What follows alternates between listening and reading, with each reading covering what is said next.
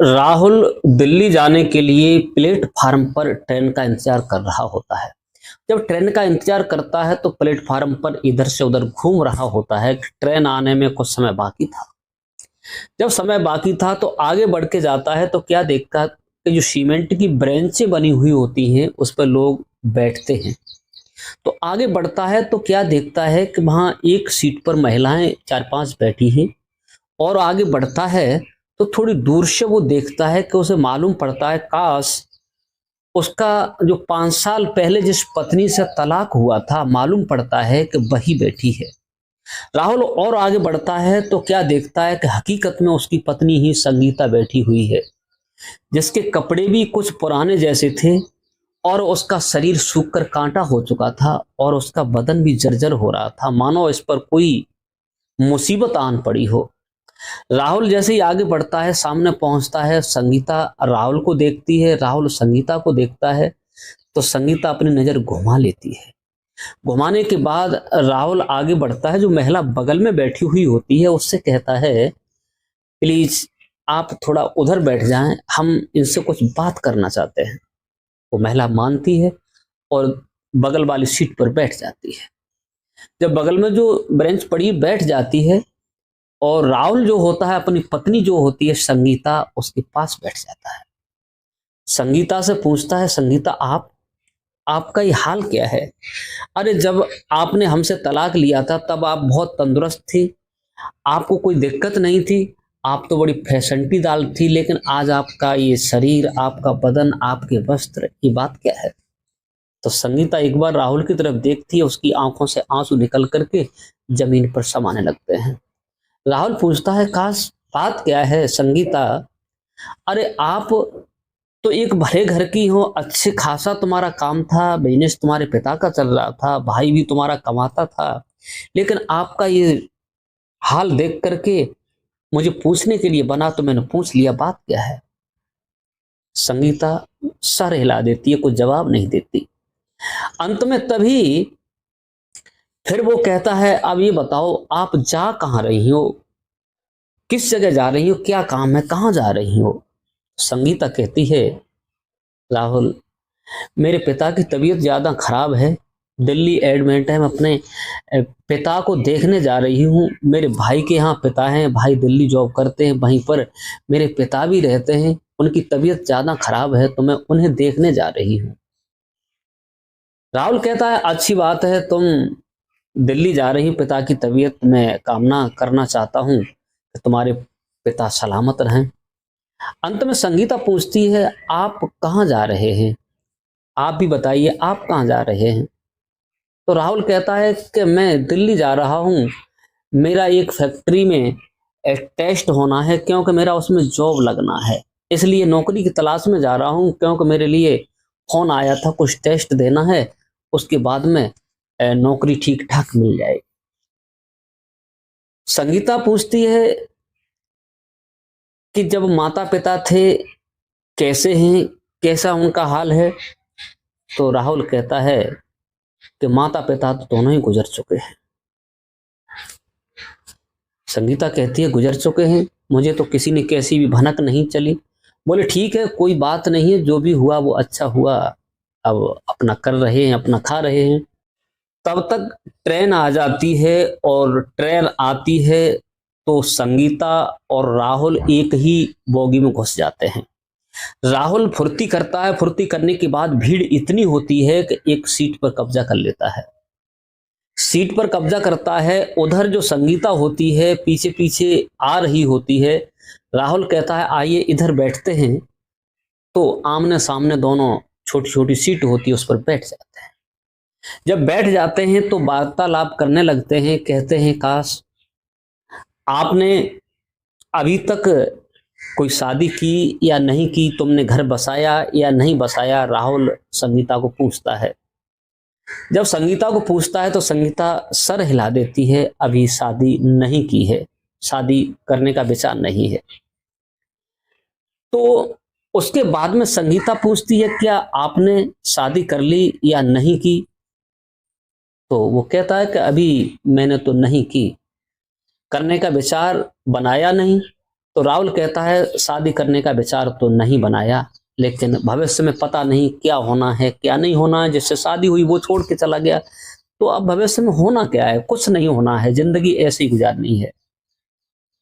अब धीरे धीरे आपस में दोनों बात करते रहते हैं, तब तक वो एक चना बेचने वाला आ जाता है। तो राहुल होता है, पूछता है संगीता कुछ बात हम कहना चाहते हैं, इनकार मत करना। संगीता कहती है बताइए। चना बेचने वाले को पास बुलाता है, बुलाने के बाद उससे 20-20 रुपए के 2 जगह चना लेता है और कहता है संगीता सब लोग अपना अपना खाना खा रहे हैं, कोई कुछ कर रहा है, थोड़ा आप भी खा लीजिए। संगीता कहती है नहीं, मेरा ईमान नहीं कहता कि आपकी कोई चीज खाऊं। राहुल कहता नहीं यार ऐसा तो होता रहता है, आप खा लो प्लीज, मना मत करना। लेकिन संगीता कहती ठीक है, अगर आप कह रहे हैं तो खा लेते हैं।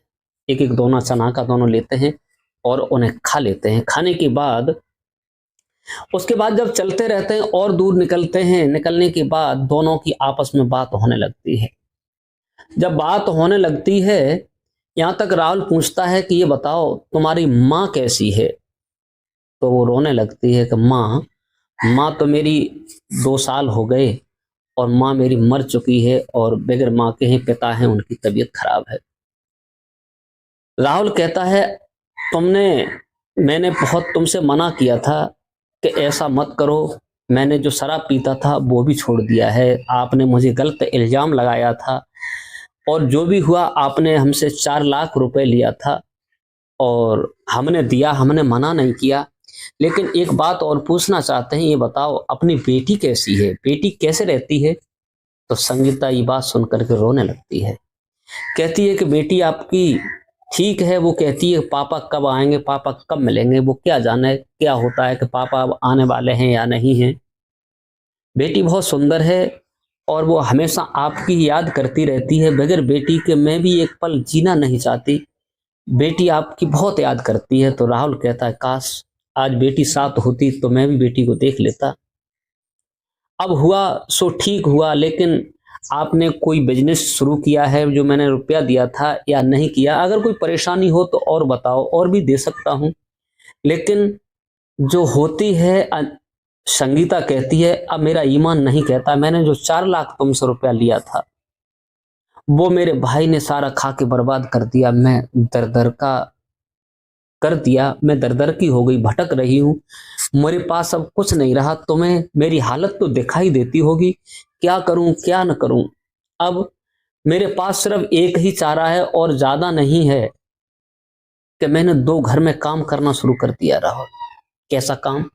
बोले काम ये शुरू कर दिया है कि 2 घर के मैं झाड़ू पोंछा करती हूँ, मिल जाता है तो बगल वाले में भी कर लेती हूँ, इससे अपनी बेटी का अपना भरण पोषण करती हूँ, मुझे 8,000 रुपए महीना मिल जाते हैं। राहुल जब ये सुनता है तो उसके पैरों तले मानो जमीन खिसक जाती है। राहुल कहता है कि संगीता तुमने बहुत बड़ी बात छुपाई, मेरी बेटी को इस प्रकार से आप दूसरे की बर्तन साफ करने में इज्जत तुम्हें लग नहीं, वो शर्म नहीं लग रही, और घर का काम करने में उस समय तुम्हें शर्म लगती थी। मैं कभी कभार पी लेता था, वो भी मैंने छोड़ दिया। अब किसी से कुछ कोई बात ही नहीं करता हूँ, अब तो केवल शांत मूड में रहता हूँ। अब जॉब लग जाएगी तो अपना भरण पोषण के लिए करते हैं। भाई हैं, भाभी हैं, भाभी भी कुछ समय के बाद मेरी खत्म हो चुकी है। भाई अब घर पर कोई नहीं है, खाना भाई बना लेते हैं, कभी हम बना लेते हैं, बड़ी किल्लत हो रही है, लेकिन सुकून की जिंदगी तो है। जब ये बात सुनती है संगीता, क्या भाभी आपकी खत्म हो गई? बोले हाँ, बहुत गलत हुआ। धीरे धीरे जब स्टेशन दिल्ली आ जाता है तो राहुल पूछता है आप कब वापस चलेंगे? बोले अब हम ट्रेन से तो नहीं आएंगे, अब हम बस से आएंगे, बस से आने का इंतजार है क्योंकि हमें दूसरी जगह कहीं जाना है। तो राहुल कहता है मुझे भी बता देना तो हम भी चलेंगे, तो साथ साथ चलेंगे। कितने दिन रुकोगे? तो संगीता कहती है लगभग 2-3 दिन तो रुकना ही। बोले ठीक है, तो कल मेरा एग्जाम हो जाएगा, मेरा टेस्ट हो जाएगा, उसके बाद में पता चलेगा जॉब कैसी लग रही है कैसी नहीं। दोनों उतर जाते हैं। राहुल जो होता है संगीता को 2,000 रुपए देता है, कहता है ये ले लो, लेकिन वो लेने से मना करते, बोले नहीं बेटी के लिए दे रहा हूं। दे देता है। देने के बाद संगीता अपने चली जाती, ऑटो करके वो अपने चले जाते हैं। लेकिन सवेरे होकर के राहुल जो होता है अपना सारा काम जल्दी से कर लेता है और टेस्ट देता है, टेस्ट में वो पास आ जाता है, उसकी 80,000 रुपये मंथली नौकरी सेट हो जाती है। कहते हैं कि 15 दिन बाद आ जाना, कंपनी में आपके लिए मैनेजर के पद पर आपकी जगह नियुक्त की जाएगी। राहुल की नौकरी जब पक्की हो जाती है तो वो अपनी पत्नी के फोन पर मैसेज करता है कि हमारी नौकरी पक्की हो गई, 80,000 रुपये महीना मिलेंगे। जब वो पत्नी कहती है चलो ठीक है कोई बात है, तो दोनों ही बस से जाने का मूड बना लेते हैं। उधर से संगीता अपने पिता को देख करके आती है, वो भी कुछ तबीयत में सुधार होता है। उसके बाद जब आ जाते हैं बस स्टैंड पर, दोनों एक ही सीट पर बैठते हैं और संगीता जो होती है वो कहती है राहुल कुछ कहना चाहते हैं, कहने में मुझे शर्म आ रही है क्योंकि जो भी किया था वो मैंने किया था। लेकिन नहीं, जब बातें करते हुए सफर कटता है, आगे बढ़ते हैं, कुछ खाते हैं, चलते हैं, लेकिन राहुल उसकी सारी मजबूरी समझ चुका था कि ये परेशान है, ये तंग है, अब इसका कोई सहारा नहीं है तो सहारा मैं ही बनूंगा। ये मेरी पत्नी है, मेरी बच्ची है, आखिर को जो गलती हुई इसकी माँ के द्वारा हुई या भाई के द्वारा, जो पैसा दिया बर्बाद कर दिया। चलते चलते सारी बातें हो जाती हैं। जो संगीता होती है अपने पति राहुल के कंधे पर अपना सर रख कर के फपक फपक कर रोने लगती है, बिलखने लगती है।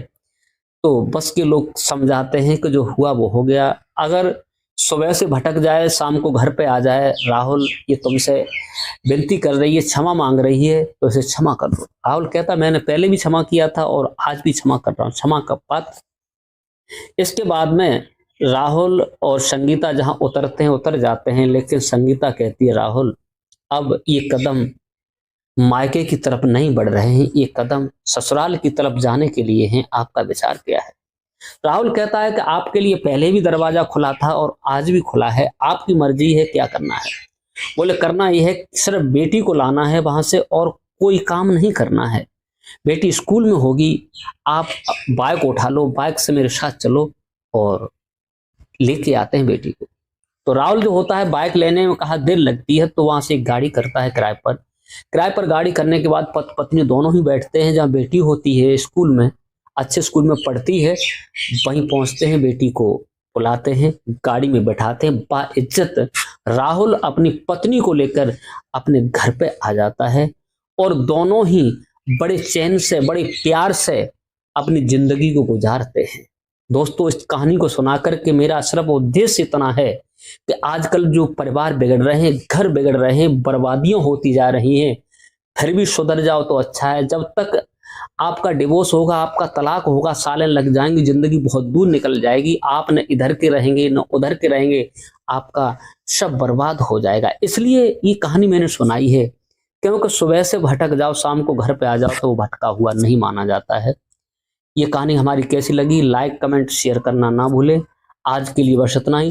नमस्कार, जय हिंद, जय भारत। मैं हूँ प्रेम। राहुल अपनी पत्नी को लेकर अपने घर पे आ जाता है और दोनों ही बड़े चैन से, बड़े प्यार से अपनी जिंदगी को गुजारते हैं।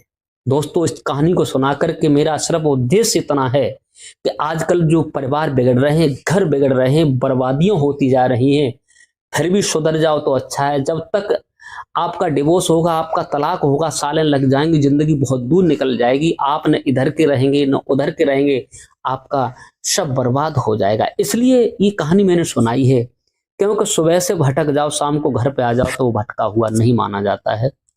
ये कहानी हमारी कैसी लगी, लाइक कमेंट शेयर करना ना भूलें। आज के लिए बस इतना ही। नमस्कार, जय हिंद, जय भारत। मैं हूँ प्रेम यादव। जो कहानी आपको सुनाई है अगर अच्छी लगी हो तो शेयर करना ना भूलें और एक कमेंट जरूर करें।